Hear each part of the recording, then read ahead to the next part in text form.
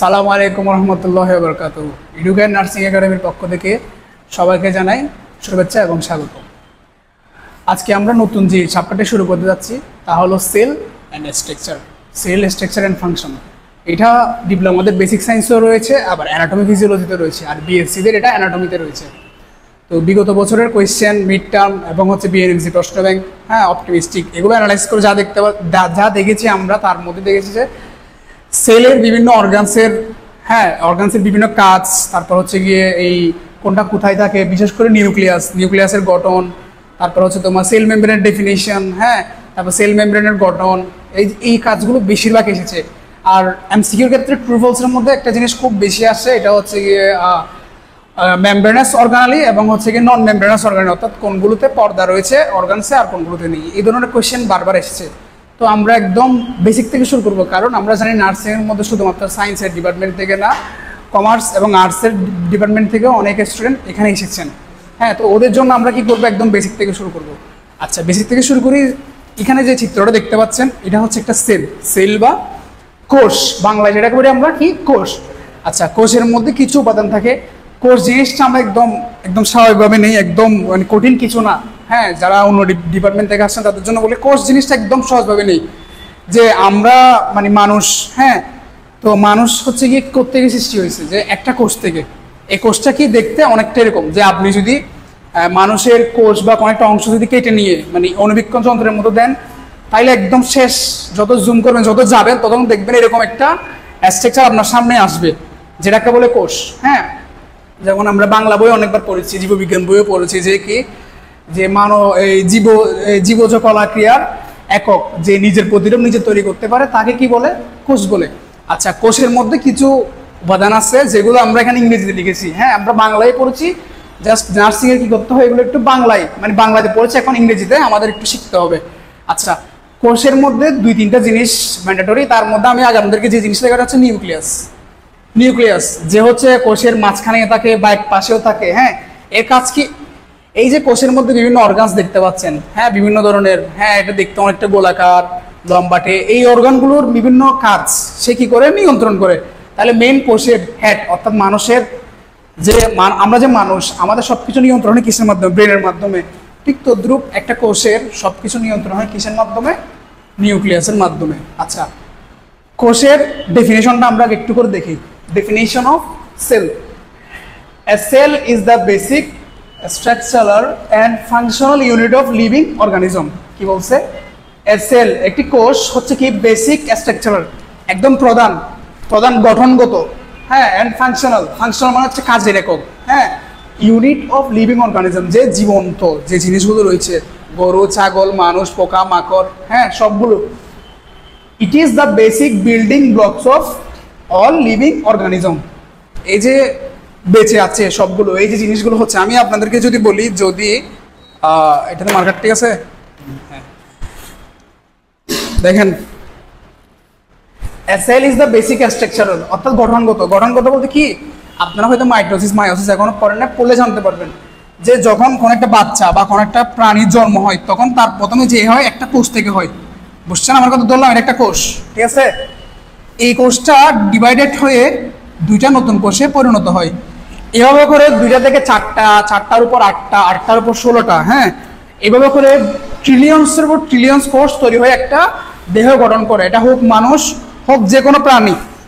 আচ্ছা, তো এটা কি বেসিক স্ট্রাকচার, মানে বেসিক স্ট্রাকচার কি করে, কাঠামো গঠন করে, যে কোনো শরীরের কি করে কাঠামো গঠন করে। তারপর ফাংশনাল ইউনিট, এই যে আমরা এতগুলো খাবার খাচ্ছি, এই যে পানি খাচ্ছি, এই খাচ্ছি, সেই খাচ্ছি, সবগুলো কোথায় গিয়ে মেটাবলিজম, মানে কোথায় শক্তিটা কোথায় যায়, মেন আমাদের কোষের মধ্যে।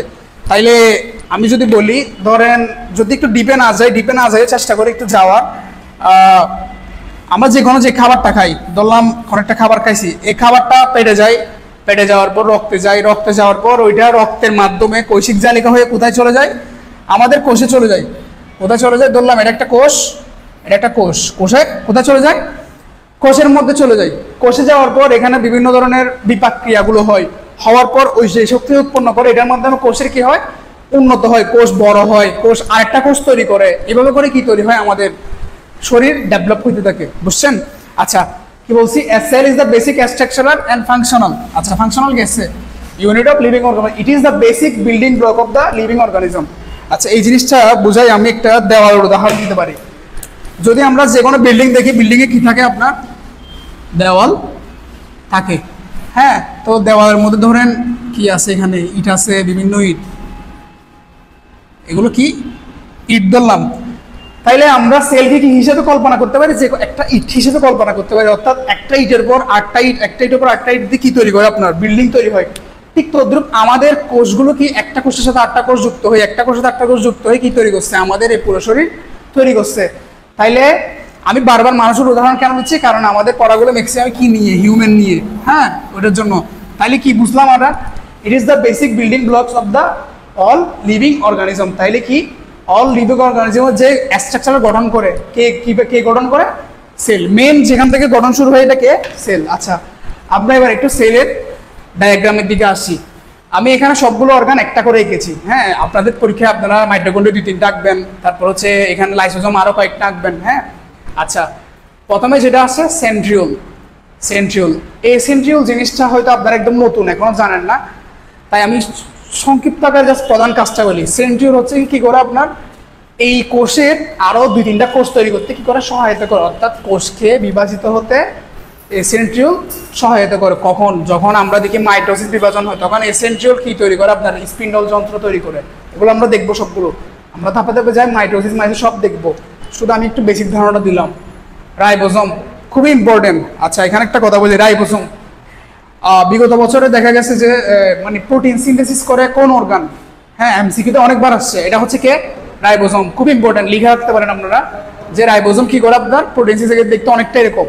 আচ্ছা, এরপর আসে নিউক্লিয়াস। নিউক্লিয়াস তো বলছি, মেন ব্রেন বা মেন সেন্ট্রাল অফ দ্য কি, সেল। হ্যাঁ, এটা এই গঠনটা আমি আলাদা ক্লাস নিব, কারণ আপনাদের বিগত বছরের বিএসসিতে দেখা গেছে যে কি নিউক্লিয়াসের ডেফিনেশন, নিউক্লিয়াসের ডায়াগ্রাম, নিউক্লিয়াসের ফাংশন, পার্টস, এগুলো আসছে একটা ইকিউতে। আচ্ছা, তারপর এন্ডোপ্লাজমিক রেটিকুলাম। আচ্ছা, এটা হচ্ছে কি আপনার এন্ডোপ্লাজমিক রেটিকুলাম। এটা হচ্ছে কি আপনার এন্ডোপ্লাজমিক রেটিকুলাম। এন্ডোপ্লাজমিক রেটিকুলাম দুই ধরনের, একটা হচ্ছে আপনার মসৃণ, একটা হচ্ছে অমসৃণ। এগুলোর কাজ তেমন একটা ইম্পর্টেন্ট না।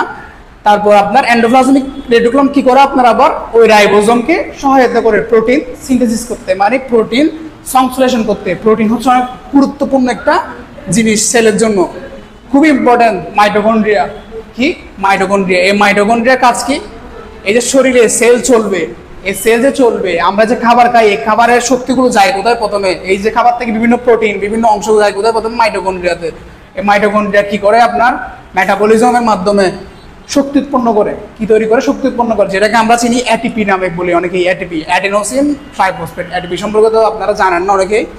আচ্ছা, এটিপি পড়ি। এটিপি মানে এক ধরনের শক্তি মুদ্রা বা শক্তি। তো মাইটোকন্ড্রিয়ার মেন কাজ কি, মানে এনার্জি হাউস। মাইটোকন্ড্রিয়া কিন্তু একটা নামে ডাকা হয়, এটা হচ্ছে কি the energy house of sell.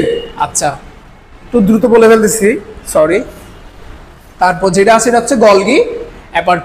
এটা কি লিখছে, অ্যাপার্টাস, অ্যাপার্টাস, গোলগি অ্যাপার্টাস।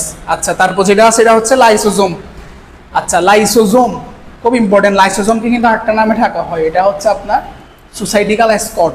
লাইসোজোমকে বলা হয় সুসাইটিক্যাল এসকর্ট। কেন বলা হয়, এই লাইসোজোমের কাজ হচ্ছে কোনো কারণে যদি সেলের মধ্যে কোনো রোগ জীবাণু আসে, হ্যাঁ, যদি কোনো রোগ জীবাণু আসে কি করে, এটাকে ধ্বংস করে ফেলে। লাইসোজোম কি করে, এটাকে ধ্বংস করে ফেলে, এক ধরনের টক্সিক ইয়ার মাধ্যমে এটা কি করে ধ্বংস করে। এখন কোনো কারণে যদি কি হয়, লাইসোজোমের পর্দা, লাইসোজোম তো একটা পর্দা দ্বারা আবৃত থাকে, লাইসোজোমের পর্দা যদি ফেটে যায় বা অক্সিজেনের অভাব হলে কি হয়, অনেক সময় লাইসোজোমের পর্দা ফেটে যেতে পারে। তো এই লাইসোজোমের পর্দা ফেটে গেলে কি হয়, লাইসোজোমের মধ্যে যে টক্সিক পদার্থগুলো আছে, এখানে মধ্যে কিছু টক্সিক পদার্থ আছে যেগুলো রোগ জীবাণু ধ্বংস করে। তো এই পদার্থগুলো যখন কি হবে, এই পর্দা যখন ফেটে যাবে, এই টক্সিক পদার্থগুলো কোথায় চলে যাবে, সেলের মধ্যে চলে আসবে না। সেলের মধ্যে চলে আসলে কি হবে, টক্সিক পদার্থের কারণে সেল নিজে মারা যাবে। অর্থাৎ সেল কি করা যায়, অনেক সময় লাইসোজোমের কারণে মারা যায়। বুঝতে পেরেছেন? আচ্ছা, তারপর খুবই important plasma membrane. Plasma membrane কিন্তু আলাদা একটা টপিক আছে, এটা আমরা পরে পড়বো। তবে আপনার প্লাজমা মেমব্রেনের ডেফিনেশন শিখে রাখবেন। প্লাজমা মেমব্রেন কোনটা, অর্থাৎ যে মেমব্রেনটা এই যে কোষের মধ্যে এতগুলো অর্গান দেখতেছেন, এগুলোকে কি করতেছে, আপনার প্রোটেকশন দিচ্ছে। হ্যাঁ, একটা আকৃতি, শেপ বজায় রাখতেছে। হ্যাঁ, এই কাজটা কে করে, আপনার প্লাজমা মেমব্রেন করে।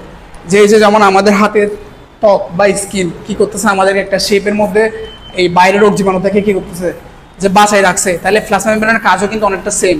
কি করেছে, এই যে কোষের মধ্যে বিভিন্ন পদার্থ ঢুকে এগুলোকে কন্ট্রোল করে, তারপর হচ্ছে আপনার এটার গঠন মেনটেন করে রাখে, তারপর কি করে আপনার এই বিভিন্ন ধরনের আক্রমণ থেকে এটাকে রক্ষা করে রাখে এটা। তাইলে আমরা আজকে যেটা জানলাম যে সেলের মেন ডায়াগ্রামটা কীভাবে আঁকতে হবে। আপনারা ভালো কথা, এখানে ডায়াগ্রাম আরও অনেক কিছু আঁকবেন, বুঝছেন। আর সেল আঁকার চেষ্টা করবেন সর্বোচ্চ 3 থেকে 4 মিনিটের মধ্যে, বুঝছেন, সেলের ডায়াগ্রাম। আর এটা ডিপ্লোমাদের জন্য বেশি ইম্পর্টেন্ট। ঠিক আছে, ধন্যবাদ।